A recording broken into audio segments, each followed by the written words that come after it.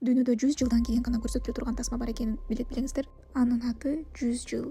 Бул тасма 2015-жылы тартылган. Башкы ролду белгилүү актер Джон Малкович ойногон. Бирок эң кызыгы, бул кинону азыр эч ким көрө албайт. Анткени тасма атайын темир сейфке салынган. Ал 2115-жылы гана ачылат.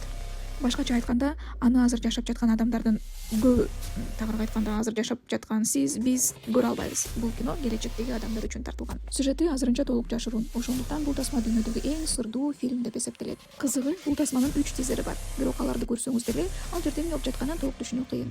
Ар бир тизер келечектин ар башка версиясын көрсөтөт деп айтышат. Мындай өзгөчө идея кимдин башына келди экен деп ойлонуп жатсаңыздар, анда мен айтайын. Бул тасманын идеясынын автору дагы, башкы каарманы дагы Джон Малкович. Кандай гана сырдуу адам э? Джон Малкович байкебиз деньги не главное деген адамдардан окшойт э. Анткени элестетип көрсөңүз, тасма тартуу үчүн канчалаган каражат кетет. Анан бул фильм 100 жылдан кийин көрсөтүлүп, чыгымын актагы чакта эле байкем экөөбүз жок болобуз. Thrilling. Эй, бул жакта эмне кылып жүрөсүңөр? Деген бойдон тизер аяктайт.